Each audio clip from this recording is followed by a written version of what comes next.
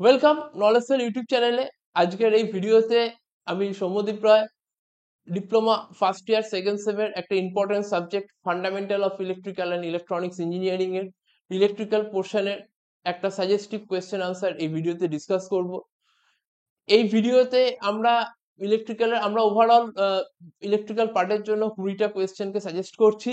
তার মধ্যে ম্যাক্সিমামটা এই ভিডিওতে আমরা ডিসকাস করব। তোমরা যারা এই ভিডিওটা ফলো করছো স্কিপ না করে পুরো ভিডিওটা দেখো।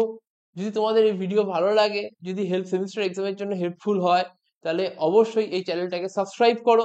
আমাদের যে ফোর্থ সেমের ভিডিও, সেখানে যে সাজেস্টিভ ভিডিও আমরা বানিয়েছি, সেখানে কিন্তু অনেক কোয়েশ্চেন্স কিন্তু এই ভিডিও থেকে এসছে। আহ, তাই এই ভিডিওটা তোমাদের যদি ভালো লাগে অবশ্যই চ্যানেলটাকে সাবস্ক্রাইব করো, লাইক করো। যদি কোনো কোয়ারি থাকে অবশ্যই কমেন্ট করে জানিও। আমাদের ক্লাস যদি ভালো লাগে তোমরা নলেজ সেল জয়েন করতে পারো, এখানে অ্যাডমিশন নিতে পারো। তার কন্ট্যাক্ট ডিটেলস এখানে দেওয়া রয়েছে। নলেজ সেল একটা টেকনিক্যাল ইনস্টিটিউট, যেখানে আমরা অনলাইন অফলাইন মোডে ডিপ্লোমা বিটেক কম্পিটিটিভ এক্সামের ক্লাস করিয়ে থাকি। তোমাদের next semester, third semester, fifth সেমিস্টারে কিন্তু আমাদের নলেজ সেলের সাথে তোমরা নলেজ সেল জয়েন করতে পারো। আহ, আমাদের যে লার্নিং অ্যাপ রয়েছে তার কিন্তু লিংক গুগল প্লে স্টোরে কিন্তু সেটা অ্যাভেলেবেল, তার লিংক কিন্তু আমরা ডিসক্রিপশন বক্সে দিয়ে রাখছি। আমাদের যে ওভারঅল সাজেশনটা রয়েছে তার 15 থেকে 16টা কোয়েশ্চেন্স কিন্তু আমি এই ভিডিওতে ডিসকাস করছি। নেক্সট ভিডিওতে কিন্তু তোমরা বাকি তোমার কোয়েশ্চেন আনসার গুলো উইথ নিউমেরিক্যাল প্রবলেমস কিন্তু পেয়ে যাবে। অবশ্যই চ্যানেলটাকে সাবস্ক্রাইব করবে। আমরা কোয়েশ্চেন আনসারে চলে যাচ্ছি। ফার্স্ট কোয়েশ্চেন এখান থেকে যেটা আমরা সিলেক্ট করেছি, statements of Faraday law of electromagnetic induction.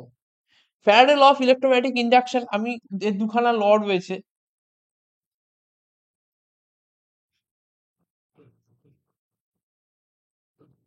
First law,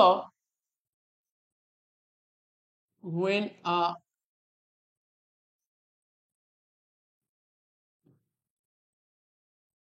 current carrying conductor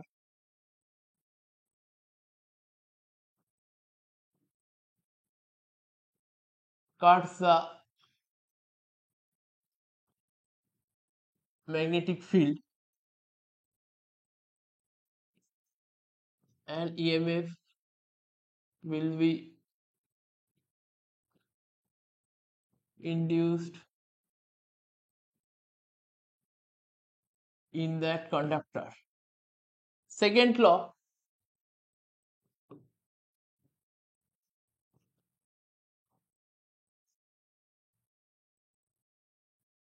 the magnitude of induced EMF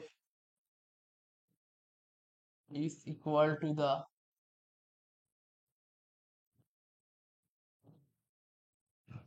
rate of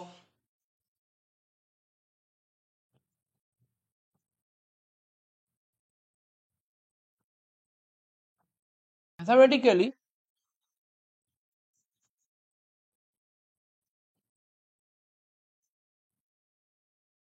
induced EMF E is equal to minus N d phi by dt, where N is the number of turns, d phi dt হচ্ছে rate of change of flux linkage.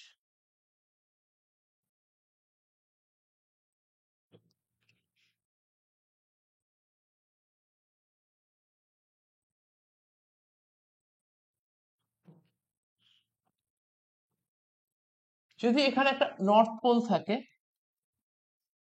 এখানে একটা south pole থাকে, তাহলে একটা ম্যাগনেটের north pole এখানে রয়েছে, একটা south pole এখানে রয়েছে।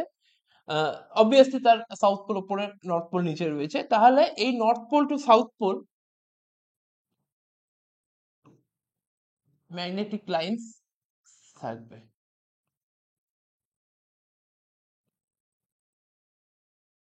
এইখানে যদি আমরা একটা কন্ডাক্টরকে প্লেস করি, যেটা কারেন্ট ক্যারি করতে পারে, এই কন্ডাক্টরকে প্লেস করি, তাহলে এই সিচুয়েশনে এই কন্ডাক্টরটা 1 2 3 4 5 6 7 সাতটা ফ্লাক্সকে কিন্তু লিঙ্ক করছে। তাহলে যখন ও হরাইজন্টাল পজিশনে রয়েছে তাহলে কন্ডাক্টরটা 7টা ফ্লাক্সকে লিঙ্ক করছে। যদি এই ফ্লাক্স লিঙ্কেজটা আমি টাইমের রেসপেক্টে চেঞ্জ না করি তাহলে according to the Faraday's law সেখানে কিন্তু কোনো ইএমএফ ইনডিউসড হবে না। ইএমএফ ইনডিউসড হতে গেলে যে কন্ডিশনটা রয়েছে সেটা হচ্ছে এই টাইমের রেসপেক্টে এই ফ্লাক্স লিঙ্কেজটা বা ফ্লাক্স কাটটাকে চেঞ্জ করতে হবে। তার জন্য সেটা তখনই পসিবল যদি আমরা এইটাকে রোটেট করা, এটাকে রোটেট করি যদি আমি এই পজিশনে নিয়ে আসি তাহলে এটা 5টা ফ্লাক্সকে কাট করছে। এবার যদি ভার্টিক্যাল পজিশনে নিয়ে আসি তাহলে একটা ফ্লাক্সকে কাট করছে। নেক্সট আবার এই পজিশনে নিয়ে গেলে 5টা ফ্লাক্সকে কাট করছে। আবার যখন হরাইজন্টালে আসবে 7টা ফ্লাক্সকে কাট করছে। তাহলে যদি টাইমের রেসপেক্টে ফ্লাক্স লিঙ্কেজটাকে চেঞ্জ করতে গেলে তাহলে কিন্তু এটাকে রোটেট করাতে হবে, কন্ডাক্টরকে ঘোরাতে হবে। তাহলে এখানে এই d5/dt টাইমের রেসপেক্টে ফ্লাক্স কাট কিন্তু চেঞ্জ হবে, তখনই কিন্তু ইএমএফ আসবে, ইএমএফ ইনডিউসড হবে। তো এইটা হচ্ছে ফ্যারাডেস ল এর এক্সপ্লেনেশন হচ্ছে এইটা। যে কোনো মোটর, যে কোনো generator, transformer, AC motor, DC motor, সমস্ত কিছু মোটরের ওয়ার্কিং প্রিন্সিপাল কিন্তু জেনারেটরের ওয়ার্কিং প্রিন্সিপাল কিন্তু এই ডিপেন্ড করে হচ্ছে ফ্যারাডেস ল এর উপর। আমি যদি ডিসি জেনারেটর বলি, আমি যদি ট্রান্সফরমার বলি, সমস্ত কিছুর ক্ষেত্রে তাদের ওয়ার্কিং প্রিন্সিপালটা তাদের সেখানে ইনডিউসড ইএমএফ যে তৈরি হচ্ছে বা যেখানে ইনডিউসড ইএমএফ সেকেন্ডারি সাইডে পাচ্ছি যেটা, সেটা কিন্তু ফ্যারাডেস ল থেকেই পাচ্ছি। So that is very much important for the semester exam. Next question হচ্ছে, আর এখানে নাম্বার অফ টার্নস থাকে, যত টার্নস বেশি থাকবে তত কিন্তু ইএমএফ ইনডিউস বেশি হবে। নেক্সট কোয়েশ্চেন হচ্ছে লেঞ্জেস ল।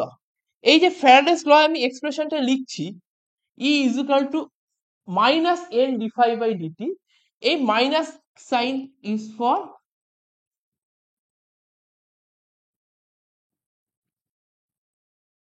লেঞ্জেস, এটা কিন্তু লেঞ্জেস ল এর জন্য এই মাইনাস সাইনটা হয়। লেঞ্জেস ল এর স্টেটমেন্ট কি? The electromagnetically induced current flows in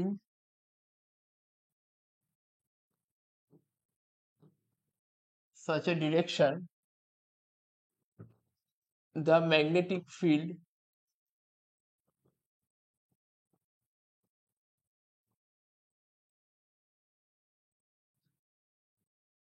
produced by it tends to oppose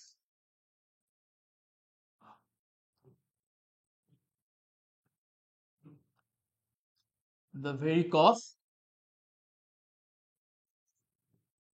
which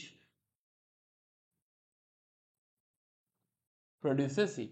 Electromagnetically induced current সেই ডিরেকশনে ফ্লো করবে, flows in such a direction the magnetic field, ওই কারেন্ট ফ্লো এর জন্য যে ম্যাগনেটিক ফিল্ড তৈরি হবে সেটা যার জন্য তৈরি হয়েছে তাকেই কিন্তু অপোজ করবে। সেটাই বলা হয়েছে the magnetic field produced by it tends to oppose the very cause which produces it. এই স্টেটমেন্টটা কিন্তু লেঞ্জেস ল এর ইম্পর্টেন্ট। এর পরের কোয়েশ্চেন হচ্ছে Fleming's left hand rule. Fleming's left hand rule আর ফ্লেমিংস রাইট হ্যান্ড রুলের মোটামুটি দুটো কিন্তু রুলই কিন্তু সিমিলার, একটু চেঞ্জ রয়েছে। ফ্লেমিংস লেফট হ্যান্ড রুলে if the four finger, middle finger and thumb are perpendicular to the each other, একটার সাথে আরেকটার কিন্তু অ্যাঙ্গেল যদি 90 ডিগ্রি হয়, if four finger directs magnetic field, middle finger directs current, then thumb indicates the direction of rotation. তাহলে এই direction of rotation বলছি মানে obviously Fleming left hand rule কিন্তু মোটরের জন্য অ্যাপ্লিকেবল। সেখানেই কিন্তু রোটেশনটা হয়, মোটরের রোটেশনটা হয়, সেটা কি কোন রুল অনুযায়ী হয়? ফ্লেমিং লেফট হ্যান্ড রুল অনুযায়ী হয়। তাই if the four finger, middle finger and thumb are perpendicular to each other, four finger directs the magnetic field, যদি এটা ম্যাগনেটিক ফিল্ডকে ডিরেক্টস করে, middle finger directs the current, and thumb indicates the direction of rotation কার না মোটরের rotation কিন্তু ওটা এক তোমার এখানে আমরা থাম থেকে পাবো তো এটাই ফ্লেমিং লেফট হ্যান্ড রুল তোমরা এইভাবে দেখাতে পারো এর স্টেটমেন্ট আমি দিয়ে দিয়েছি if the forefinger middle finger and thumb of the left hand are mutually perpendicular to each other the forefinger points towards the magnetic field middle finger points towards the electric current and thumb gives the direction of the force acting on the current carrying conductor তাহলে ফোর্সের ডিরেকশনটা কে দিচ্ছে direction of ফোর্সটা কে দিচ্ছে direction of force দিচ্ছে কিন্তু thumb এই Fleming left hand rule কার জন্য applicable এটা কিন্তু ডিসি মোটরের জন্য কিন্তু applicable question number 3 the statements of Fleming right hand rule Fleming's right hand rule এটা কিন্তু অনেকটাই similar Fleming's left hand rule এর সাথে এখানেও তাই যে if the forefinger middle finger and thumb are perpendicular to each other যদি আমরা রাইট হ্যান্ডের ফোর ফিঙ্গার মিডল ফিঙ্গার আর থাম্বকে যদি আমরা 90 ডিগ্রিতে রাখি একটা আরেকটার সাথে if forefinger points in the direction of magnetic field যদি ফোর ফিঙ্গারটা ম্যাগনেটিক ফিল্ডকে পয়েন্ট আউট করে the thumb in the direction of motion of current carrying conductor thumb যদি কারেন্ট ক্যারিং কন্ডাক্টরের মোশনের ডিরেকশনে থাকে then the middle finger will points the direction of induced current the middle finger যেটা output যেটা current থাকবে সেটা তার induced current থাকবে তার direction কিন্তু আমরা পাবো মিডল ফিঙ্গার থেকে তো ফ্লেমিং লেফট হ্যান্ড রুল যেমন ডিসি মোটরের জন্য applicable Fleming right hand rule কিন্তু applicable for the DC generator এটা খুব ইম্পর্টেন্ট শর্ট কোয়েশ্চেনের জন্য নেক্সট কোয়েশ্চেন হচ্ছে question number 4 write down the similarities between electric circuit and magnetic circuit electric circuit আর ম্যাগনেটিক সার্কিটের কিন্তু অনেক সিমিলারিটিস রয়েছে যেমন ইলেকট্রিক সার্কিটে আমরা যে টার্মটাকে ইএমএফ বলি ইলেকট্রোমোটিভ ফোর্স বলি ম্যাগনেটিক সার্কিটে কিন্তু সেটাকে আমরা ম্যাগনেটোমোটিভ ফোর্স এমএমএফ বলি ইলেকট্রিক সার্কিটে যে ফ্লোটা হয় সেটা কিন্তু কারেন্টের ফ্লো হয় ম্যাগনেটিক সার্কিটে যে ফ্লোটা হয় সেটা কিন্তু ফ্লাক্সের ফ্লো হয় কারেন্টকে যে অপোজ করে সেটা যেমন এখানে রেজিস্ট্যান্স তেমনি ওখানে ফ্লাক্স ম্যাগনেটিক সার্কিটে ফ্লাক্সকে যে অপোজ করে সেটা কিন্তু রিল্যাক্টেন্স সেই টার্মটা কিন্তু এখানে রিল্যাক্টেন্স তো আমরা ইএমএফ ইজ ইকুয়াল টু কি কারেন্ট ইনটু রেজিস্ট্যান্স কারেন্ট আর রেজিস্ট্যান্সের প্রোডাক্টকে আমরা ইএমএফ বলছি তেমনি এমএমএফ এর ক্ষেত্রে ফ্লাক্স আর রিল্যাক্টেন্সের প্রোডাক্টকে কিন্তু আমরা এমএমএফ বলি একটা কারেন্ট যতটা ফ্লো করছে বা সেই প্রপার্টিটাকে আমরা বলি কন্ডাক্টিভিটি ম্যাগনেটিক সার্কিটে ফ্লাক্স যতটা ফ্লো করতে পারছে সেটাকে আমরা বলি পারমিয়াবিলিটি এই সিমিলার গুলো জেনারেলি কিন্তু ইলেকট্রিক সার্কিট আর ম্যাগনেটিক সার্কিটে রয়েছে circuit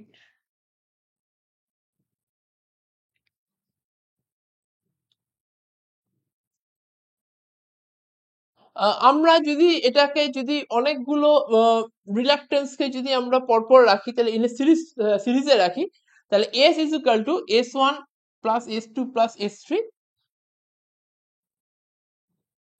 S1 is equal to S1 plus S2 plus S3 এই ফরম্যাটে হবে রেজিস্ট্যান্সকেও যদি আমরা রেজিস্ট্যান্স গুলোকে পরপর সিরিজে রাখি R1 plus R2 plus R3 হবে টোটাল রেজিস্ট্যান্স ফ্লাক্স হচ্ছে এখানে MMF বাই S আর কারেন্ট হচ্ছে এখানে EMF বাই রেজিস্ট্যান্স R তো এইটা একটা চার্ট তুমি চার্টে দেখাতে পারো চার্ট করে দেখাতে পারো যে এদের মধ্যে সিমিলারিটিস কি কি রয়েছে এটা কিন্তু সেমিস্টার এক্সামের জন্য খুব important Next question, ideal current source and ideal voltage source.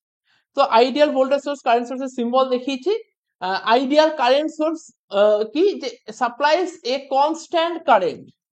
Ideal current source supplies constant current regardless of voltage across it. Voltage এর উপর ডিপেন্ড না করে কনস্ট্যান্ট কারেন্ট যেটা থাকবে সেটাই হচ্ছে ideal current source and has infinite internal resistance যেখানে internal resistance কিন্তু এর ক্ষেত্রে আইডিয়াল কারেন্ট সোর্সের ক্ষেত্রে কিন্তু ইন্টারনাল রেজিস্ট্যান্স হয় ইনফাইনাইট ইন্টারনাল রেজিস্ট্যান্স হয় উল্টো দিকে আইডিয়াল ভোল্টেজ সোর্সের ক্ষেত্রে an ideal voltage source maintain ideal voltage source যখনই বলবো তখনই কিন্তু সেটা মেইনটেইন করবে a constant voltage এইটা খুব ইম্পর্টেন্ট যে একটা আইডিয়াল কারেন্ট সোর্স কনস্ট্যান্ট কারেন্টকে রাখবে ধরে রাখবে যেখানে regardless of the voltage across it R ideal voltage source maintains a constant voltage regardless of current এখানে কারেন্টের উপর ডিপেন্ড না করে কিন্তু ভোল্টেজটাকে সেম রাখবে কনস্ট্যান্ট রাখবে and has zero internal resistance. তাহলে আইডিয়াল ভোল্টেজ সোর্সের internal resistance zero, ideal current সোর্সের ইন্টারনাল রেজিস্ট্যান্স কিন্তু infinite. Next question, what are the active and passive components? Active components, যে কম্পোনেন্টস গুলোর মধ্যে কোনো ভোল্টেজ সোর্স থাকে সেগুলোকে আমরা অ্যাক্টিভ কম্পোনেন্ট বলি, যেগুলোতে কোনো ভোল্টেজ সোর্স থাকে না সেটাকে আমরা প্যাসিভ কম্পোনেন্ট বলি। তার ডেফিনেশন গুলো হচ্ছে a circuit component which can deliver power or power gain, যেটা আমরা পাওয়ার ডেলিভার করতে পারে in an electric circuit for infinite duration of time, সেটাকে অ্যাক্টিভ কম্পোনেন্ট বলে। যেরকম এসসিআর, ট্রানজিস্টর, এগুলো হচ্ছে examples of active component. Passive component কি? A circuit element which only absorbs the power, যেটা কিন্তু শুধু পাওয়ার অ্যাবজর্ব করতে পারে, and converts its inward heat or stores electric field, এটা যেমন স্টোর করতে পারে সেই সেটা পাওয়ারটাকে অ্যাবজর্ব করতে পারে এবং সেটাকে স্টোর করতে পারে, সেই কম্পোনেন্টস গুলোকে বলা হয় passive components. Resistance, register, inductor, capacitor, এগুলো হচ্ছে examples of passive components. Next question, how can you convert a voltage source to a current source? আমরা ভোল্টেজ সোর্স থেকে কারেন্ট সোর্সে কি করে কনভার্ট করব? সাপোজ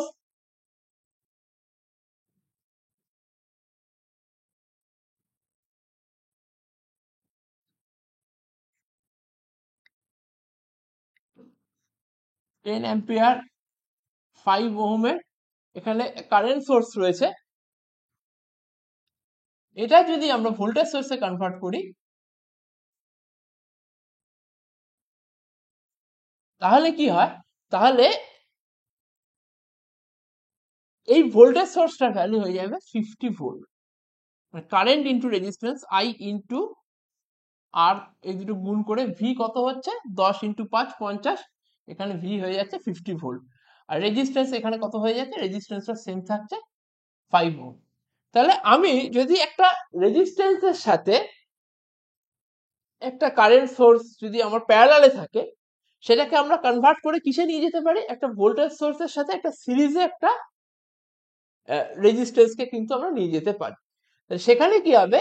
সেখানে এই ভোল্টেজ সোর্সটার ভ্যালু হবে এই কারেন্ট আর রেজিস্ট্যান্সের মাল্টিপ্লিকেশন, 50 হয়ে যাচ্ছে। আর রেজিস্ট্যান্সটা কিন্তু এখানে সিরিজে থাকবে, এখানে যেমন কারেন্ট সোর্সের সাথে রেজিস্ট্যান্সটা যেমন প্যারালালে ছিল, এটা যখন ভোল্টেজ সোর্সের সাথে চলে যাবে তখন কি হবে? যখন ভোল্টেজ সোর্সে কনভার্ট করব তখন কিন্তু রেজিস্ট্যান্সটা ভোল্টেজ সোর্সের সাথে সিরিজে চলে যাবে।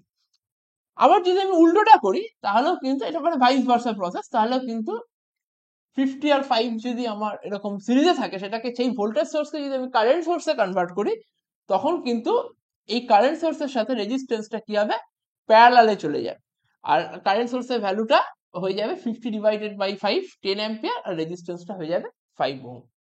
তো এইটা হচ্ছে source conversion. Question number 6, draw the power triangle, define active, reactive and apparent power. First হচ্ছে পাওয়ার ট্রায়াঙ্গেলটা ড্র করছি।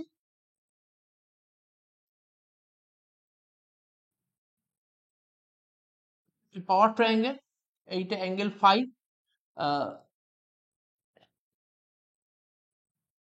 AB active power, AC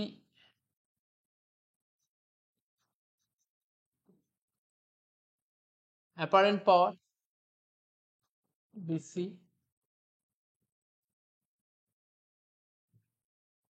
reactive power. এখানে ফাই হচ্ছে ফেজ অ্যাঙ্গেল। এই অ্যাক্টিভ পাওয়ার এখানে পিথাগোরাসের ফর্মুলা যদি আমি অ্যাপ্লাই করি তাহলে AC square is equal to AB square plus BC square. এখানে active power VI cos phi, VI sine phi, এটা হচ্ছে এখানে ভিআই। তো যে আমি পিথাগোরাসের ফর্মুলা যদি অ্যাপ্লাই করি, এবি স্কোয়ার মানে হচ্ছে VI cos phi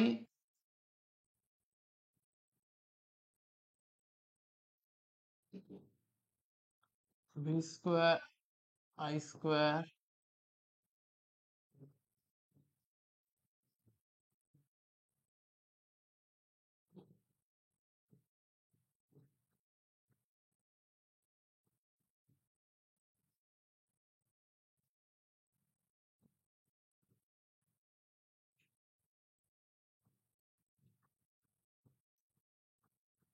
AC is equal to VI কিন্তু আমরা পাচ্ছি পিথাগোরাসের ফর্মুলা থেকে।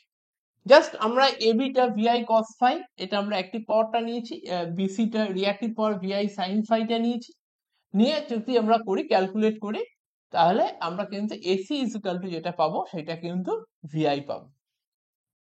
অ্যাক্টিভ পাওয়ারের ফর্মুলাটা হচ্ছে ভিআই কস ফাই, এর ইউনিট হচ্ছে ওয়াট। রিঅ্যাক্টিভ পাওয়ারের ভিআই সাইন ফাই, এর ইউনিট হচ্ছে ভিএআর, ভোল্ট অ্যাম্পিয়ার রিঅ্যাক্টিভ। আর অ্যাপারেন্ট পাওয়ারের হচ্ছে ভিআই, এর ইউনিট হচ্ছে ভোল্ট অ্যাম্পিয়ার।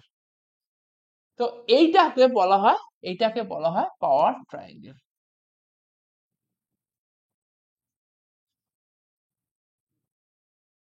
সেমিস্টারের জন্য খুব ইম্পর্টেন্ট। এই এই রিঅ্যাক্টিভ পাওয়ারটা যত কমবে, রিঅ্যাক্টিভ পাওয়ারটা কমে যদি এই রকম জায়গায় আসে,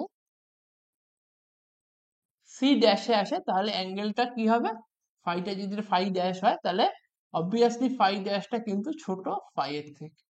তাহলে রিঅ্যাক্টিভ পাওয়ার যত কমবে অ্যাঙ্গেল কিন্তু তত ছোট হবে।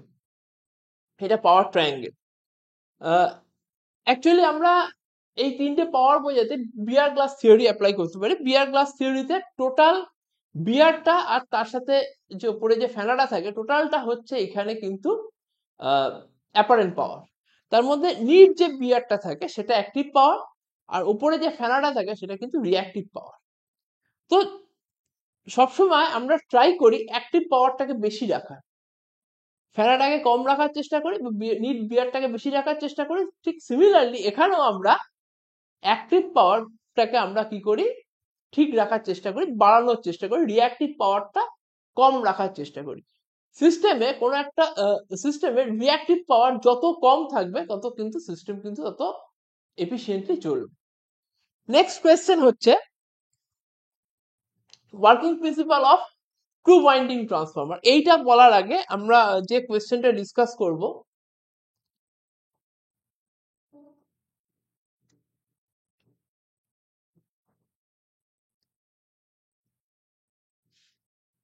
সেটা হচ্ছে classification of induced EMF.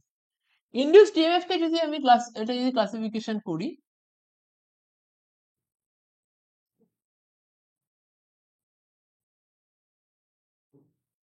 Basically দুটো part,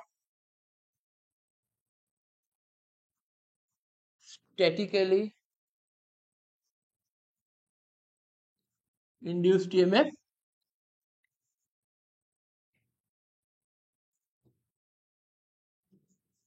dynamically induced EMF. Statically induced EMF এটা কার ক্ষেত্রে অ্যাপ্লিকেবল, এটার এক্সাম্পল হচ্ছে ট্রান্সফরমার। এর আবার দুটো পার্ট,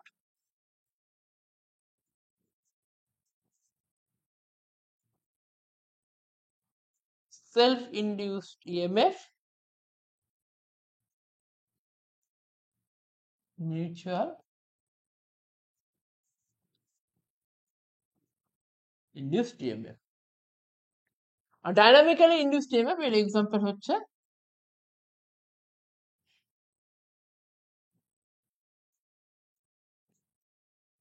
জেনারেটর। কি করে এটাকে, এটার এক্সপ্লেনেশনটা এরকম যে সাপোজ এটাকে একটা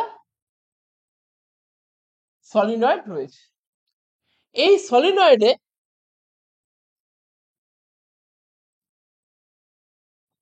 এখানে একটা টার্ন রয়েছে,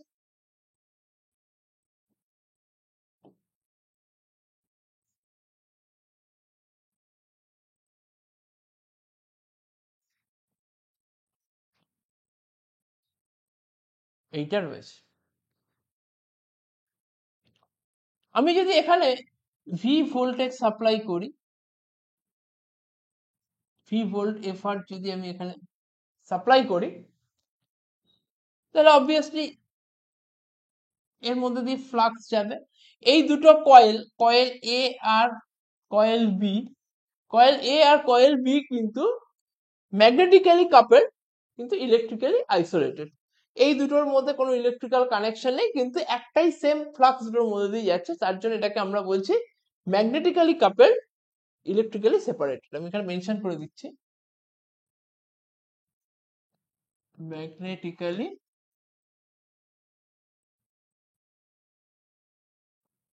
coupled but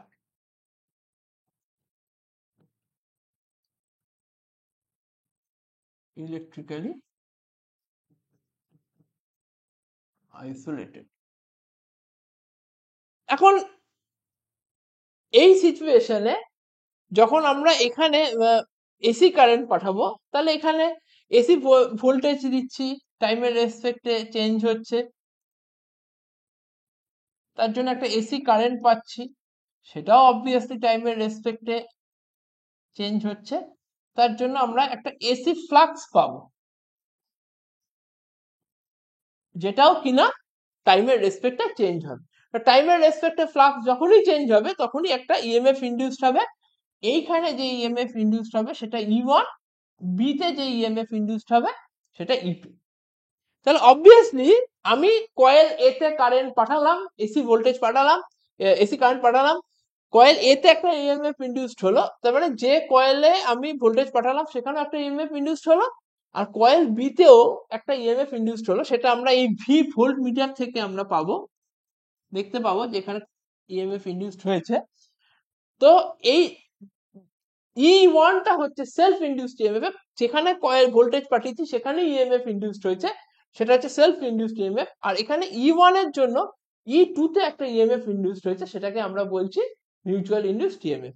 তো এটাই হচ্ছে concept of self induced EMF and mutual induced EMF, যে যার উপর, যে প্রিন্সিপালের উপর বেস করে কিন্তু ট্রান্সফরমার এসছে। তাহলে ট্রান্সফরমারটা কি? এখানে যখন আমরা ট্রান্সফরমার যাই, এবার আবার ওয়ার্কিং এ যাই, যদি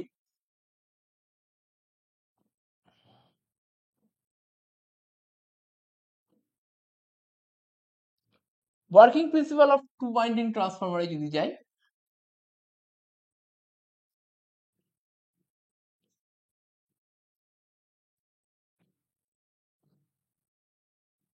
এটা প্রাইমারি সাইড, এটা সেকেন্ডারি সাইড। এখানে V1 ভোল্টেজ দিচ্ছি, FTPL এর ওপর আমার যে ভিডিও রয়েছে এসি সার্কিটের ওপর, সেইখানে কিন্তু এর ডিটেল ডিসকাশন রয়েছে। তোমরা কিন্তু তার পুরো ট্রান্সফরমার ওয়ার্কিং প্রিন্সিপাল কোনটাকে কি বলে সেটা কিন্তু তোমরা পেয়ে যাবে, ওই ভিডিওতে কিন্তু তোমরা পেয়ে যাবে।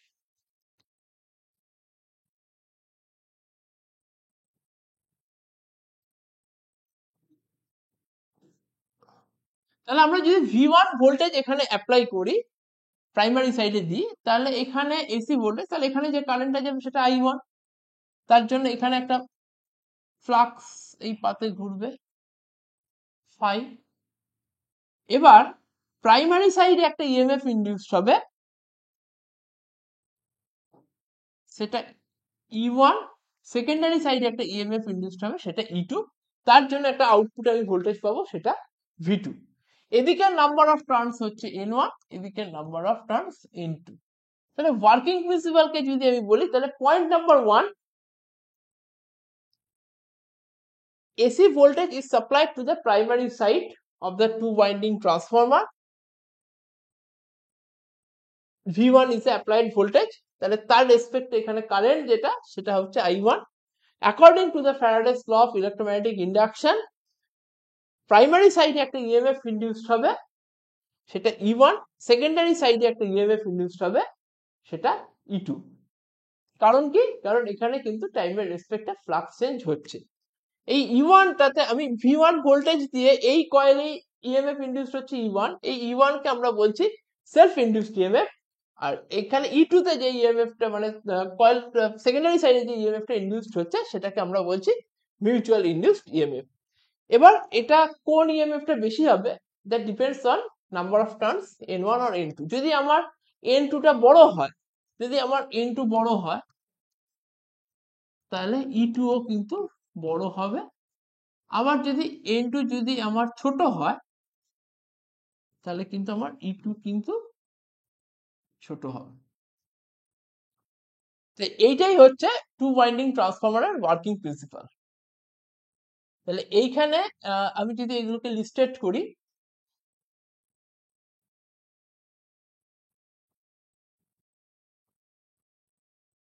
প্রাইমারি সাইড ভোল্টেজ,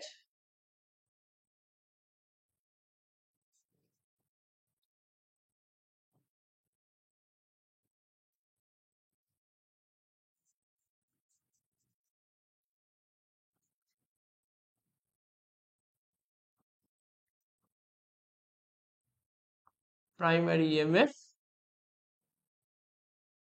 সরি এটা এখানে প্রাইমারি ইএমএফ বলবো না, self induced EMF.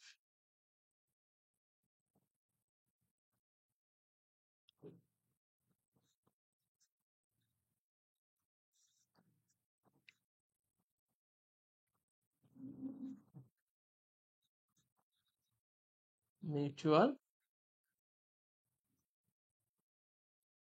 induced EMF. N1 number of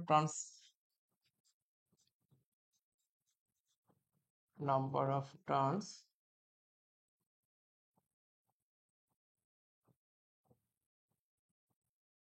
primary side in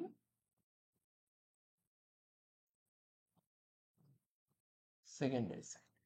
তো এইটা হচ্ছে basic working principle of two winding transformer. Next question আসছে EMF equation. Let flux phi is equal to, এখানে আমরা একটা ফ্লাক্স ফাই, এটা ইনস্ট্যান্টেনিয়াস ফ্লাক্স ফাই কে phi M ধরে নিয়েছি, যেটা ফাই এর ভ্যালু হচ্ছে phi M sine omega T.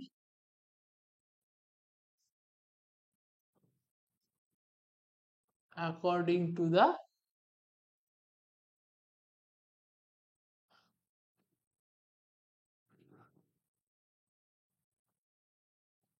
Faraday's law, E is equal to minus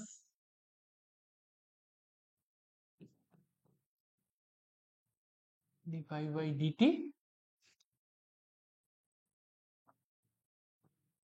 minus t by dt। এখানে আমরা নাম্বার অফ টার্নস, এখানে phi m sin omega t minus t phi m omega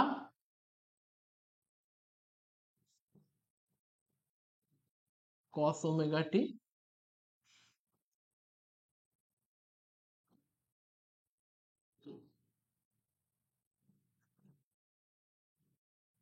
t phi m omega cosটাকে আমরা লিখতে পারি pi by 2 minus omega T, তাহলে sine pi by 2 minus omega T, মাইনাসটা যদি ভেতরে শিফট করিয়ে দিই, T phi M omega sine omega T minus pi by 2।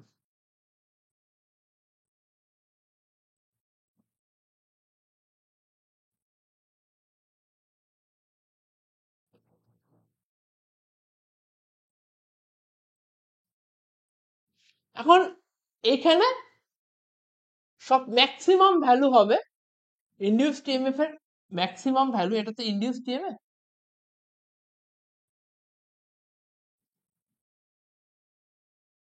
ই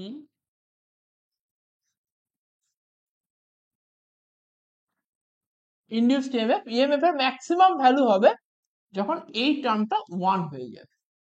তাহলে ই is equal to T phi M omega into 1, এটাকে আমরা কি বলবো, maximum value of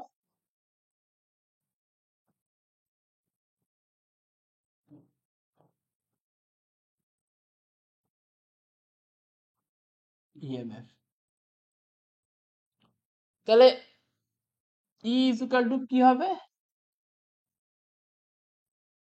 E equal two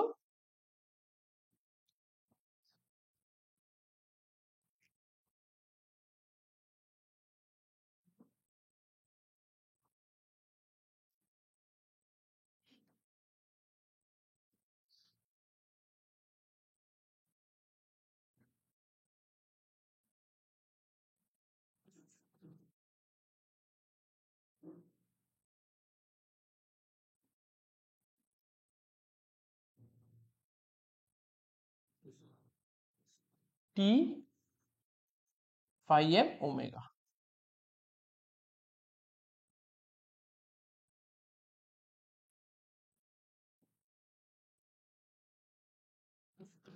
EM equal to T phi m omega. এখানে RMS value এটা তো maximum value. আমরা সবসময় ইএমএফ ইকুয়েশন যখন করব ই আরএমএস, তাহলে আরএমএস ভ্যালু কত হবে? Maximum value by √2। তাহলে ম্যাক্সিমাম ভ্যালু √2 মানে T phi m omega by √2। আমরা এখানে ম্যাক্সিমাম ভ্যালু পেয়ে গেছিলাম, সেইটাই আমরা এখানে পুট করেছি। আরএমএস ভ্যালুর ফর্মুলাই হচ্ছে ম্যাক্সিমাম ভ্যালু বাই √2। সেখানে ইএম এর value T phi m omega by √2 এখানে পুট করেছি। এবার ওমেগার জায়গায় 2πf পুট করছি, টি phi m 2πf বাই √2। তাহলে ফাইনালি যেটা আসছে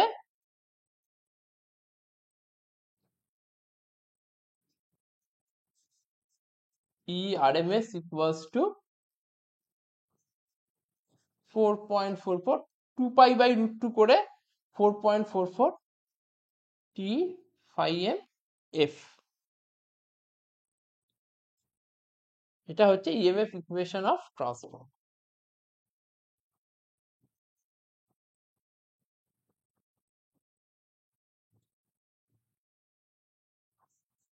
এই কোয়েশ্চেনটা খুব important. EMF equation of transformer, তোমরা এই ডেরিভেশনটা দেখাবে। একটা ফ্লাক্স নেবে phi equal to phi m sin omega T, যেখানে তোমরা ফ্যারাডে ল পুট করবে। phi এর জায়গায় phi m sin omega T put করলে সেটা ডেরিভেটিভ করলে cos হচ্ছে, একটা ওমেগা এক্সট্রা হচ্ছে, সেটা বাইরে রাখলাম। মাইনাসটা যখন ঢুকে গেল তখন এটা কি হয়ে গেল, সরি কসটা যখন ছিল সেখান থেকে সাইনে নিয়ে গেলাম π/2 মাইনাস ওমেগা টি। তারপরে মাইনাসটা যখন ঢুকিয়ে নিলাম ওমেগা টি মাইনাস π/2 হলো। এবার এই ভ্যালুটা তখনই ম্যাক্সিমাম হবে যদি এই সাইনের ভ্যালুটা 1 হয়ে যায়, তবে এইটা ম্যাক্সিমাম হবে, তখনই এইটা হয়ে গেল ই ম্যাক্সিমাম ভ্যালু লিখলাম। এবার ই আরএমএস মানে হচ্ছে ই ম্যাক্সিমাম বাই √2। সেখানে আমরা ম্যাক্সিমাম ভ্যালুটা পুট করে দিলাম, টি phi m ওমেগা পুট করলাম। টি phi m ওমেগার জায়গায় আমরা কি পুট করলাম? আমরা জানি 2πf, এফটা হচ্ছে অ্যাঙ্গুলার, ওমেগা হচ্ছে অ্যাঙ্গুলার ফ্রিকোয়েন্সি, এফ হচ্ছে সাপ্লাই ফ্রিকোয়েন্সি। পুট করলাম, সেটা পুট করার পরে 2π/√2 করে আমার এলো 4.44, টিটা টি এর জায়গায় রাখলাম, phi m f। এইটা হচ্ছে overall EMF equation of transformer. Question number 9, explain hysteresis loss and hysteresis loop. ট্রান্সফরমারে দুটো টাইপের লস হয়, একটাকে বলা হয় কোর লস, একটা টাইপকে বলা হয় কপার লস। কপার লস হচ্ছে I²R লস, যেটা কি কারেন্টের উপর ডিপেন্ডেন্ট। আর যেটা কোর লস সেটা কিন্তু কারেন্টের উপর ডিপেন্ডেন্ট থাকে না, ইন্ডিপেন্ডেন্ট অফ কারেন্ট। এই লসের দুটো পার্ট, একটা এডি কারেন্ট লস, একটা হিস্টেরিসিস লস। অ্যাকচুয়ালি এসি সার্কিটে এই হিস্টেরিসিস লস দেখা যায়। এসি সার্কিটে রেসপেক্টে আমরা যদি একটা ম্যাগনেটিক মেটেরিয়ালকে যদি আমরা এখানে দেখি, তাহলে আমাদের এসি সার্কিটে দুটো হাফ রয়েছে, একটা পজিটিভ হাফ, একটা নেগেটিভ হাফ। তো এই ম্যাগনেটিক মেটেরিয়ালের মধ্যে কিন্তু ম্যাগনেটিক পার্টিকেলস গুলোর পোলারিটি এরকম থাকে, north pole south pole, north pole south pole, এইভাবে থাকে। আর রেসপেক্টে লেফট হ্যান্ড সাইডটা নর্থ পোল আর রাইট হ্যান্ড সাইডটা হয় সাউথ। এবার যখন আমার পজিটিভ হাফ থেকে নেগেটিভ হাফ হয়ে যাচ্ছে, তখন কিন্তু এই প্রত্যেকটা এই ম্যাগনেটিক পার্টিকেলস গুলো কিন্তু 180 ডিগ্রি ঘুরছে, এগুলোর কিন্তু প্রত্যেকটা মুভমেন্ট 180 ডিগ্রি হচ্ছে। তার জন্য এদিকটা সাউথ, এদিকটা নর্থ, সাউথ নর্থ,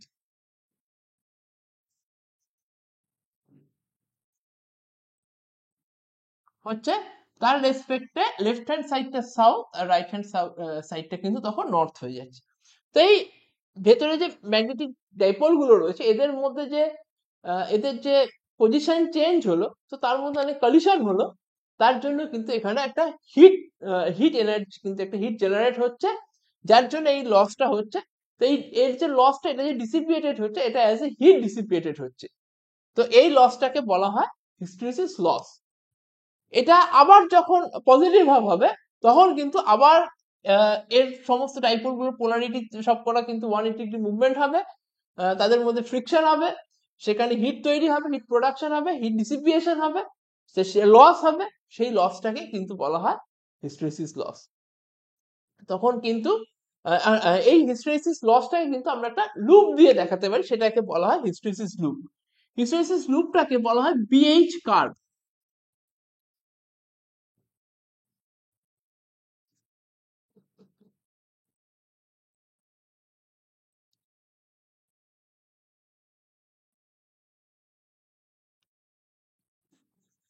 বি হচ্ছে ম্যাগনেটিক ফ্লাক্স ডেন্সিটি, এইচ হচ্ছে ম্যাগনেটাইজিং ফোর্স। এবার কারেন্ট, একটা এসি সার্কিটের ক্ষেত্রে কারেন্ট যেভাবে চেঞ্জ হয়, ঠিক সিমিলার ওয়েতে কিন্তু ম্যাগনেটাইজিং ফোর্সও চেঞ্জ হয়। কারেন্ট বাড়ছে, এখানে এসে কারেন্ট পিক ভ্যালুতে চলে যাচ্ছে, তার মানে এই পয়েন্টে কিন্তু কারেন্টের যখন পিক ভ্যালু তখন কিন্তু ম্যাগনেটাইজিং ফোর্স এইচ এরও কিন্তু পিক ভ্যালু হবে। কারেন্ট যখন জিরো হবে ম্যাগনেটাইজিং ফোর্সও কিন্তু জিরো হবে। তার সাথে সাথে ফ্লাক্সের ডেন্সিটির কি চেঞ্জ হচ্ছে সেইটাকে বলা হচ্ছে বিএইচ কার্ভ। যখন আমরা কারেন্ট বাড়ছে তার মানে ম্যাগনেটাইজিং ফোর্স বাড়ছে, অবভিয়াসলি ম্যাগনেটিক ফ্লাক্স ডেন্সিটি বাড়ছে। তো সেইটা যখন আমরা কার্ভে দেখাবো, এটা বাড়তে বাড়তে একটা টাইমে গিয়ে এটা স্যাচুরেটেড হয়ে গেল, পিক পয়েন্টে চলে গেল, আর এখানে ফ্লাক্সটাও কিন্তু একটা টাইমে গিয়ে স্যাচুরেটেড হয়ে গেল। এরপরে আবার কারেন্ট কি হবে, এরপর আবার এখান থেকে এটা টাইমের রেসপেক্টে কারেন্ট কি হবে, আবার কমে জিরোতে আসবে। তো কারেন্ট যখন জিরোতে আসবে তখন কিন্তু তার ফ্লাক্স ডেন্সিটিও কিন্তু টাইমের রেসপেক্টে কমতে থাকবে, একটা জায়গায় এসে কিন্তু সেটা কিন্তু এইখানে জিরো হবে।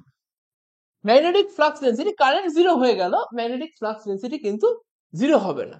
তাহলে একটা সলিনয়েডকে আমি যদি কারেন্ট পাঠিয়ে সেটাকে ম্যাগনেটে কনভার্ট করি, তারপর আমি যদি সেখানে কারেন্ট পাঠানো বন্ধ করে দিই, সেখানে তার মধ্যে তারপরেও কিন্তু ওই সলিনয়েডের মধ্যে কিন্তু ম্যাগনেটিক প্রপার্টি থেকে যায়। সাপোজ আমি যদি একটা ইলেকট্রোম্যাগনেটকে ম্যাগনেটে কনভার্ট করলাম, তারপরে কারেন্ট পাঠানো বন্ধ করে দিলাম, তার তার মধ্যেও কিন্তু কিছুটা পরেও কিন্তু তার মধ্যে ওই ইলেকট্রোম্যাগনেটিক প্রপার্টিটা কিন্তু থেকে যায়। তো সেই জিনিসটাকে বলা হয় রেসিডুয়াল ম্যাগনেটিজম, যার জন্য কারেন্ট জিরো হয়ে গেল, ম্যাগনেটাইজিং ফোর্স জিরো হয়ে গেল, কিন্তু তার মধ্যে ম্যাগনেটিক প্রপার্টি রয়ে গেল, এটাকে বলা হয় রেসিডুয়াল ম্যাগনেটিজম। এরপর যদি আরো আমি কারেন্টকে নেগেটিভে করি, তখন কিন্তু একটা টাইমে গিয়ে ম্যাগনেটিক ফ্লাক্স ডেন্সিটি কিন্তু জিরো হয়। তারপর আরো যখন নেগেটিভ পোলার নেগেটিভ সাইডে নেগেটিভ ভাব যখন আরো বাড়তে থাকে, ম্যাক্সিমাম পয়েন্টে রিচ করে, তখন সেটা এখানে পৌঁছয়। তারপর আবার এটা কমে জিরোতে আসে, এখানেও এটা জিরোতে আসে, আবার এরপর পজিটিভ ভাব শুরু হয়, তখন গিয়ে এই কার্ভটা তৈরি। এইটাকে বলা হয় হিস্টেরিসিস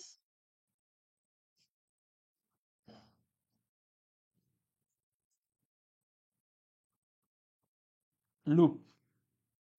এই লুপটা যার যত বড় হবে, এই লুপের এরিয়া যার যত বড় হবে, তত তার কিন্তু হিস্টেরিসিস লস কিন্তু তত বাড়বে।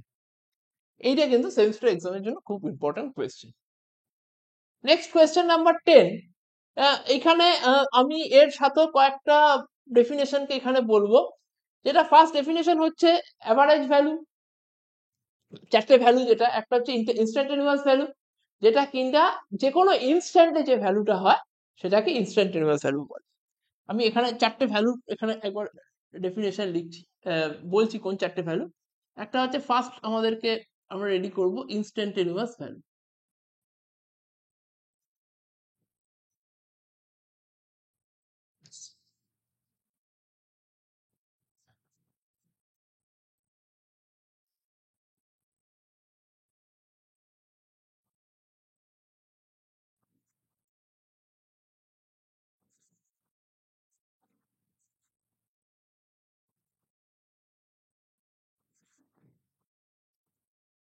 অ্যাভারেজ ভ্যালু,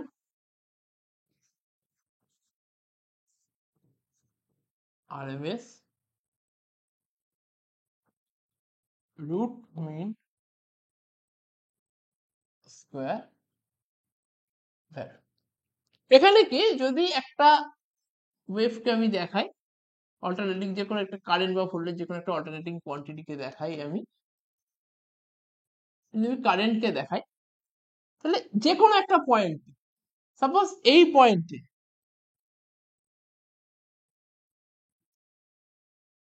ভ্যালু হচ্ছে I1, এই টাইমটাকে হচ্ছে T1, আবার এই পয়েন্টে T2, সিমিলার হয়ে গেল, আমি এই পয়েন্টে হচ্ছে T3, I3। এরকম প্রত্যেকটা টাইমের রেসপেক্টে T1 রেসপেক্টে কারেন্ট I1, T2 রেসপেক্টে কারেন্ট I2, T3 রেসপেক্টে কারেন্ট I3, এরকম প্রত্যেকটা টাইমের রেসপেক্টে কারেন্টের যে ভ্যালুগুলো থাকে এই ভ্যালুগুলোকে বলা হয় ইনস্ট্যান্টেনিয়াস ভ্যালু। প্রত্যেকটা টাইমের রেসপেক্ট, T1 এর রেসপেক্টে একটা কারেন্টের ভ্যালু হয়, T2 রেসপেক্টে একটা কারেন্টের ভ্যালু হয়, T3 টাইমের রেসপেক্টে একটা কারেন্টের ভ্যালু হয়, এইগুলোকে বলা হয় ইনস্ট্যান্টেনিয়াস ভ্যালু। এবার এরপরে হচ্ছে ম্যাক্সিমাম ভ্যালু, এই পয়েন্টের ভ্যালুটা, এটা হচ্ছে IM। এখানে IM হচ্ছে এখানে ম্যাক্সিমাম ভ্যালু, যে টপ ভ্যালুটা সেটা হচ্ছে ম্যাক্সিমাম ভ্যালু। অ্যাভারেজ ভ্যালু কি কি হবে? অ্যাভারেজ ভ্যালু হবে, আমি এরকম অনেকগুলো ইনস্ট্যান্টেনিয়াস ভ্যালু পাবো। আমি এরকম I1, I2, I3 বিভিন্ন ইনস্ট্যান্টে IN পর্যন্ত পাবো। সেইটা ডিভাইডেড বাই যদি n করি, তাহলে এরকম n খানা যদি আমি ভ্যালু পাই, ডিভাইডেড বাই n করি, তাহলে অবভিয়াসলি সেটা অ্যাভারেজ হচ্ছে। এটাকে বলা হয় অ্যাভারেজ ভ্যালু। অ্যাভারেজ ভ্যালুর কিন্তু দুটো ফর্মুলা রয়েছে, একটা ম্যাক্সিমাম ভ্যালু দিয়ে ফর্মুলা, একটা ইনস্ট্যান্টেনিয়াস ভ্যালু দিয়ে ফর্মুলা। এই যে ভ্যালুটা, যে ফর্মুলাটা দেখালাম, এটা কিন্তু ইনস্ট্যান্টেনিয়াস ভ্যালু দিয়ে ফর্মুলা। আর ম্যাক্সিমাম ভ্যালু দিয়ে যে ফর্মুলা, সেটা হচ্ছে I average is equal to 2 by pi into IN, 2 by pi into I maximum। তাহলে এইটা কিন্তু আরেকটা অ্যাভারেজ ভ্যালুর ফর্মুলা। সিমিলারলি আরএমএস ভ্যালু কিন্তু এরকম ফর্মুলা রয়েছে।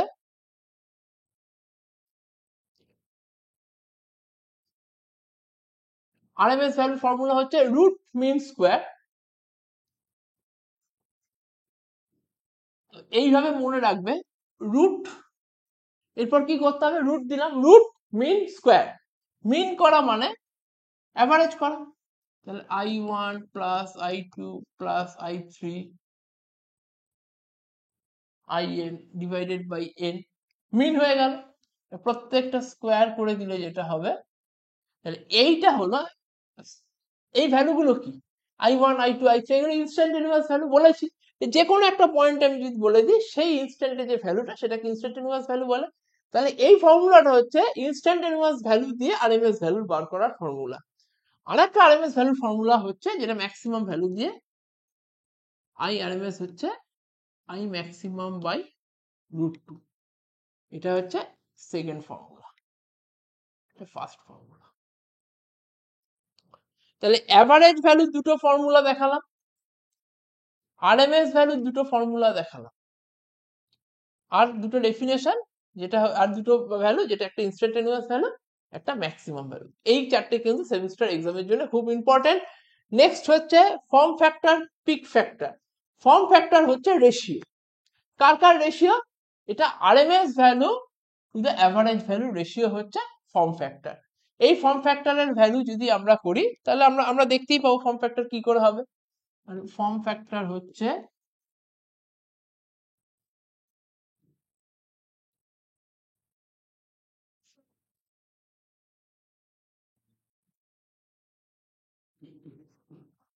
RMS value of alternating quantity, average value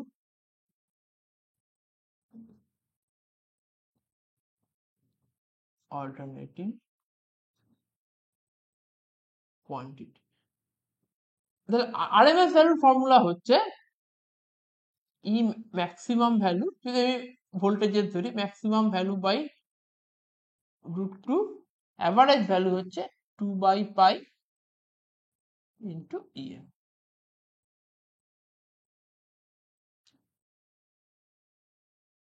এখানে EM কেটে গেল, এটা যেটা পড়ে রইল, যেটা আলটিমেটলি যেটা পড়ে রইল তার ভ্যালু হচ্ছে 1.11। ফর্ম ফ্যাক্টরের ভ্যালু কিন্তু 1.11। RMS value of alternating quantity হচ্ছে EM ম্যাক্সিমাম বাই √2, আর average value of alternating quantity হচ্ছে 2/π ইন্টু ম্যাক্সিমাম ভ্যালু। এটা করে আসছে 1.11। পিক ফ্যাক্টর কি?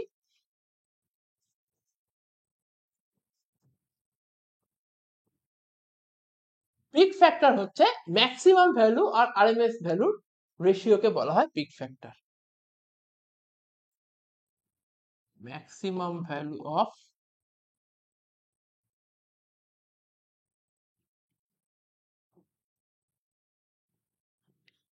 alternating quantity by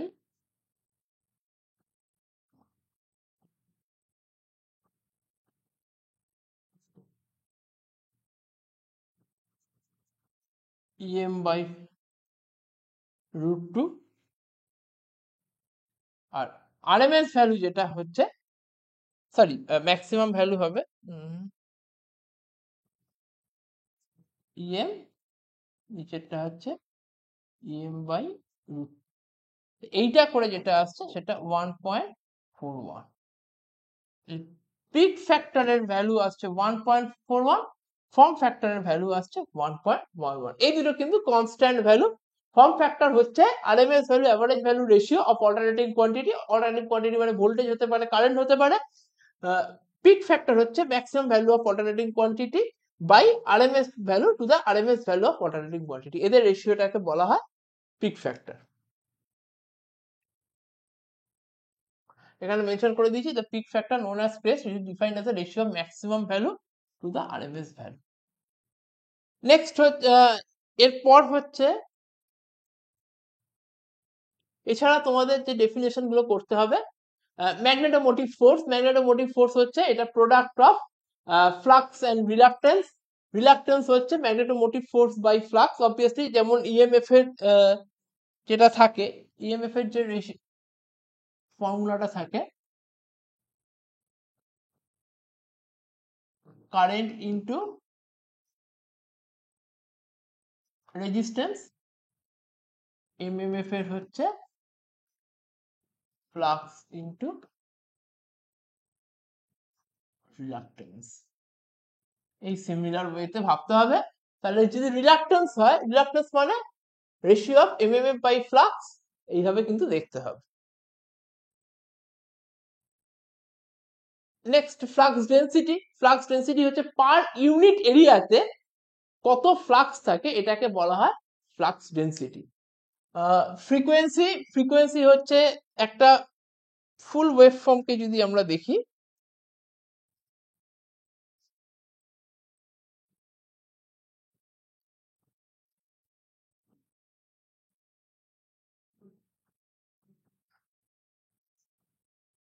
এইটা হচ্ছে তার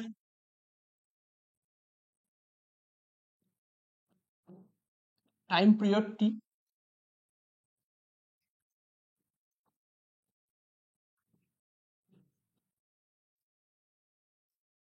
এক সেকেন্ডে এই সাইকেল, এটা একটা কোটা সাইকেল হচ্ছে, এটা এক সেকেন্ডে যতগুলো সাইকেল কভার হয় সেটাকে বলা হয় ফ্রিকোয়েন্সি।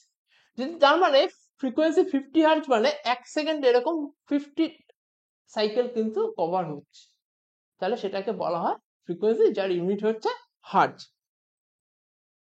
এখানে দুটো পয়েন্ট আমি এখানে বলে রাখি ইউনিট গুলো। রেজিস্ট্যান্সের ইউনিট কিন্তু ওহম, ইন্ডাকটেন্সের ইউনিট হেনরি, ক্যাপাসিট্যান্সের ইউনিট ফ্যারাড। এবার এই ইন্ডাকটেন্সটা যখন কারেন্টকে অপোজ করছে তখন সেটাকে, সেই টার্মটাকে বলা হয় ইন্ডাকটিভ রিঅ্যাকটেন্স।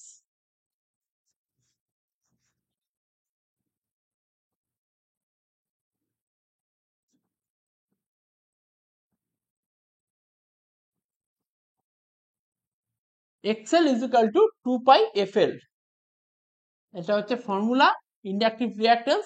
তার মানে ইন্ডাকটেন্সের মেইন প্রপার্টি হচ্ছে এটা ইলেকট্রোম্যাগনেটিক এনার্জিকে স্টোর করে, কারেন্টের ডিরেকশনকে চেঞ্জ করতে অপোজ করে।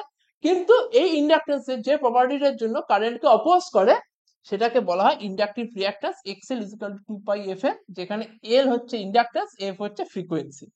অন্যদিকে ক্যাপাসিটিভ রিঅ্যাকটেন্স এর ইউনিট কিন্তু ওহম।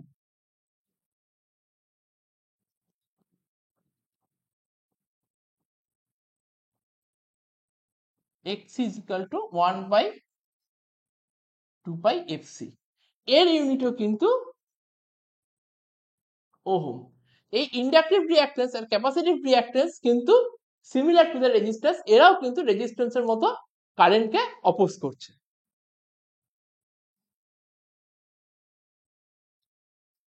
নেক্সট হচ্ছে হোয়াট ইজ পাওয়ার ফ্যাক্টর। পাওয়ার ফ্যাক্টরের তিনটে ডেফিনেশন হয়। Number 1, power factor is the cosine angle of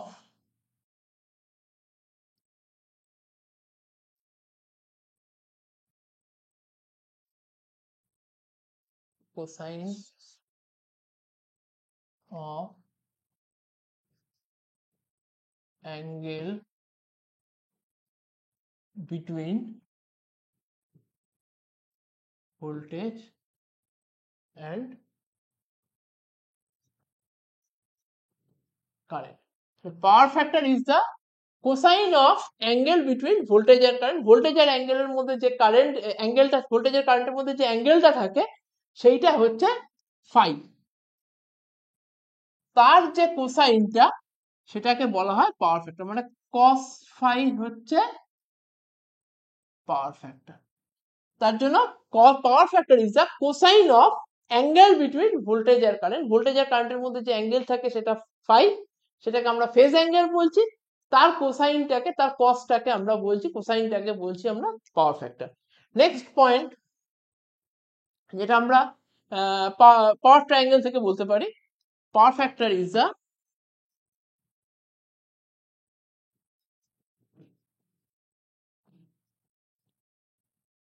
ratio of active power to the apparent power. Point number, এইটা 3 নম্বর পয়েন্ট আমরা ইম্পিডেন্স ট্রায়াঙ্গেল থেকে বলতে পারি, power factor is the ratio of resistance to impedance R by Z. তাহলে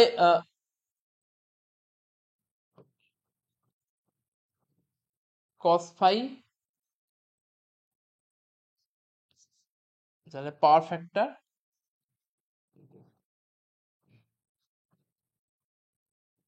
active power to দা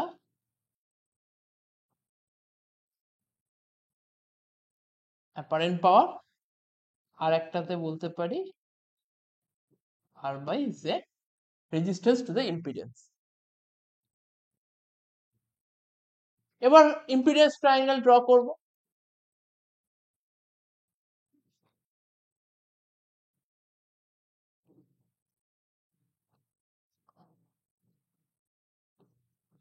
এইটা হচ্ছে impedance triangle. এখানে এটা হচ্ছে phi,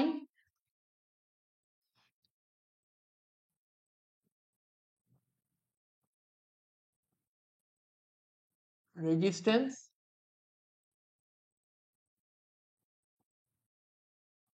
impedance,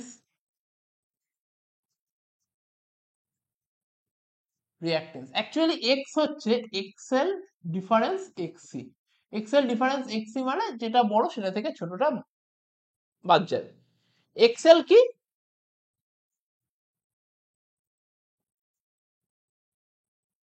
inductive reactance,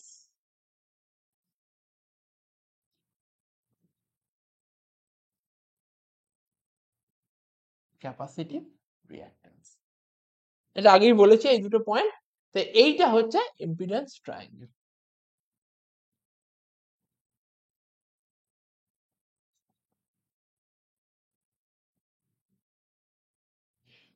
voltage and current relationship in star and delta connection.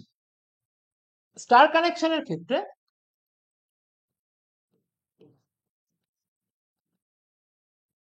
Star কানেকশনের জন্য phase voltage V phase is equal to VL by √3, যেখানে VL টা হচ্ছে লাইন ভোল্টেজ, আর ফেজ কারেন্ট আর লাইন কারেন্ট ইকুয়াল।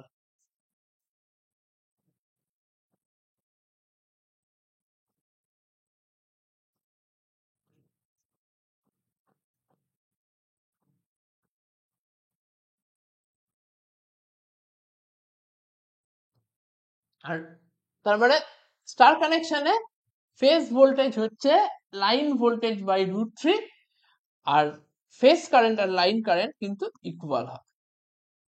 আর delta কানেকশনের ক্ষেত্রে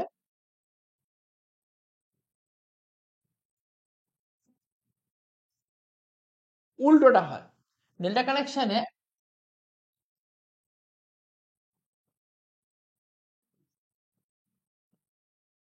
phase current IL by √3, আর এখানে ফেজ ভোল্টেজ আর লাইন ভোল্টেজ কিন্তু ডেল্টা কানেকশনে ইকুয়াল হয়। তো এইটা খুব important question. Actually phase voltage মানে স্টার কানেকশনে একটা নিউট্রাল থাকে, তিনটে আর ওয়াই বি, তিনটে ফেজ আর তার সাথে একটা নিউট্রাল। ফেজ ভোল্টেজ মানে একটা ফেজের সাথে একটা নিউট্রালের মধ্যে, নিউট্রাল নিয়ে তার মধ্যে যে ভোল্টেজটা, পোটেনশিয়াল ডিফারেন্সটা, সেটা হচ্ছে ফেজ ভোল্টেজ। আর দুটো ফেজের মধ্যে যে ভোল্টেজ সেটা হচ্ছে লাইন ভোল্টেজ। সাপোজ আর ওয়াই বি আর নিউট্রাল, আর নিউট্রালের মধ্যে যে ভোল্টেজটা, যে কোনো একটা ফেজ আর নিউট্রালের মধ্যে যে ভোল্টেজটা, সেটাকে আমরা বলি ফেজ ভোল্টেজ। আর যে কোনো দুটো ফেজের মধ্যে যে ভোল্টেজটা, এটাকে আমরা বলি লাইন ভোল্টেজ। এটাকে আমরা বলি, একটা ফেজ আর একটা নিউট্রালের মধ্যে ভোল্টেজটাকে আমরা বলি ফেজ ভোল্টেজ। এইটা হচ্ছে ফেজ ভোল্টেজ আর লাইন ভোল্টেজের ডিফারেন্স। তো এই রিলেশনশিপটা কিন্তু খুব important. What is eddy current loss? ট্রান্সফরমারের যে দুটো টাইপ লস আছে, একটা কোর লস, একটা কপার লস। সেই কোর লসের দুটো টাইপ আবার, একটা এডি কারেন্ট লস, একটা হিস্টেরিসিস লস। এই এডি কারেন্ট লস কিন্তু কোনোভাবেই কারেন্টের ওপর ডিপেন্ডেন্ট না। যদি আমরা অল্টারনেটিং ম্যাগনেটিক ফিল্ড যখন আমরা করে অ্যাপ্লাই করছি, তখন কিন্তু according to the Faraday's law of electromagnetic induction কোরের মধ্যে কিন্তু ইএমএফ ইন্ডিউসড হচ্ছে। এই যে কোরের মধ্যে ইএমএফ ইন্ডিউসড হচ্ছে, তার মধ্যে সেখানে একটা ইলেকট্রোম্যাগনেটিক্যালি ইন্ডিউসড কারেন্ট থাকবে। এবার কোর কিন্তু তার কোরের মধ্যেও কিন্তু তার একটা কন্ডাক্টিভ নেচার রয়েছে। সেই কন্ডাক্টিভ নেচারের জন্য ওই কোরের মধ্যে কিন্তু একটা স্মল অ্যামাউন্ট অফ কারেন্ট কিন্তু ওখানে সার্কুলেট করে, যেটা কিন্তু অ্যাকচুয়ালি যেটা কিন্তু কোনোভাবে কাজে লাগে না। এই সার্কুলেটিং কারেন্টটা কিন্তু অ্যাজ এ হিট এনার্জি এটা কিন্তু ডিসিপিয়েটেড করে। এই লসটাকে বলা হয় এডি কারেন্ট লস। নেক্সট হচ্ছে what are the main four parts of the DC motor. কনস্ট্রাকশনের দিক থেকে ডিসি মোটর আর ডিসি জেনারেটর কিন্তু এদের কিন্তু মেন পার্টস গুলো কিন্তু একই। ডিসি জেনারেটর, সেখানে আমরা মেকানিক্যাল ইনপুট দিচ্ছি, মেকানিক্যাল এনার্জি ইনপুট করছি, ইলেকট্রিক্যাল এনার্জি আউটপুটে পাচ্ছি। আর ডিসি মোটরে আমরা ইলেকট্রিক্যাল এনার্জি দিচ্ছি, কিন্তু আমরা সেখানে একটা আউটপুটে মেকানিক্যাল এনার্জি পাচ্ছি। তো মেন পার্টস গুলোর মধ্যে আমি যেটা বলবো, ফিল্ড ওয়াইন্ডিং,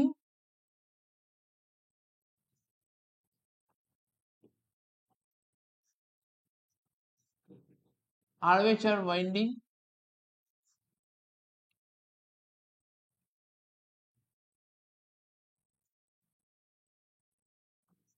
কমিউটেটর,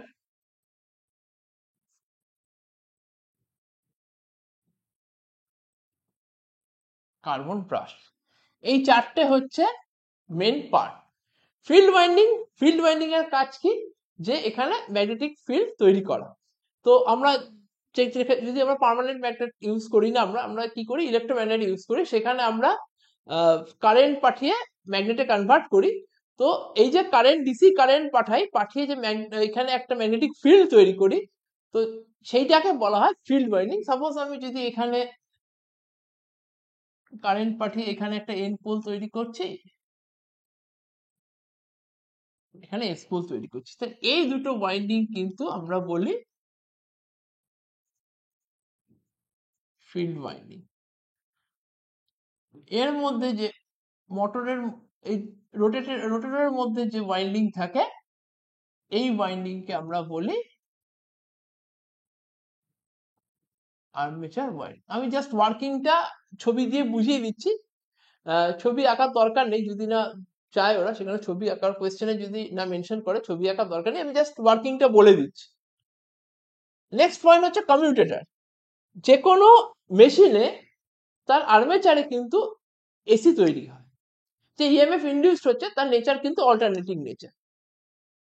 তাহলে আমরা যখন ডিসি জেনারেটর ইউজ করি, তাহলে আমরা এসি থেকে ডিসি কনভার্ট করতে হয়। সিমিলারলি ওই আর্মেচারেও কিন্তু যায় এসি, ওখানে কিন্তু অ্যাকচুয়ালি এসি কাজ করে। তো আমরা ডিসি মোটর মানে আমরা সাপ্লাইতে ডিসি দিচ্ছি, তাহলে সেই সাপ্লাইয়ের ডিসিটাকে আমাকে কি করতে হবে, এসিতে কনভার্ট করতে হবে। যে আমরা ডিসি সাপ্লাই করছি, সেই ডিসি থেকে আমরা কি করতে হবে, এসিতে কনভার্ট করতে হবে। কমিউটেটর কি করে, commutator is a mechanical rectifier which converts DC to AC in case of DC motor. এখানে লিখে দিচ্ছি,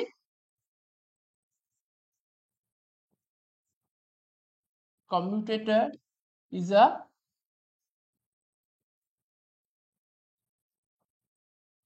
mechanical rectifier which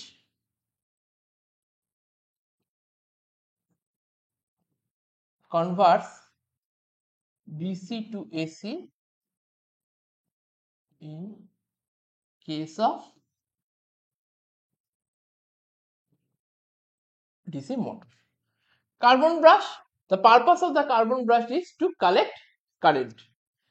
Last question, application of DC motor. এখানে ছখানা পয়েন্টকে আমরা শর্টলিস্ট করেছি DC motor application.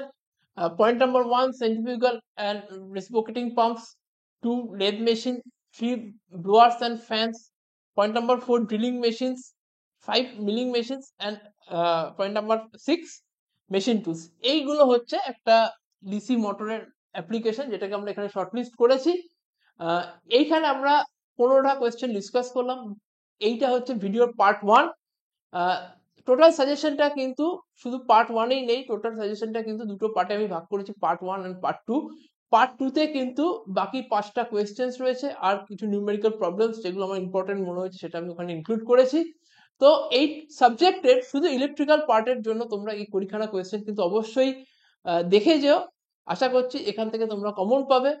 Overall class যদি আমাদের ভালো লাগে তোমরা কিন্তু নেক্সট থার্ড সেমিস্টার বা ফিফথ সেমিস্টারে আমাদের সাথে আমাদের নলেজ সেলে কিন্তু জয়েন করতে পারো। তার জন্য তোমরা অ্যাডমিশনের জন্য তোমরা কিন্তু এই নাম্বারে কল করে নিতে পারো, এটা ডেসক্রিপশন বক্সে দেওয়া রয়েছে। আর এই ভিডিও যদি তোমাদের ভালো লাগে, এটা সেমিস্টার এক্সামের জন্য এই ভিডিও যদি খুব হেল্পফুল হয়, তোমরা এই চ্যানেলটাকে সাবস্ক্রাইব করো, লাইক করো। আর যে তোমাদের এরপরেও যদি কিছু তোমাদের বলার থাকে, কিছু কোয়ারি থাকে, তোমরা কিন্তু অবশ্যই কমেন্ট সেকশনে জানিও। Thank you.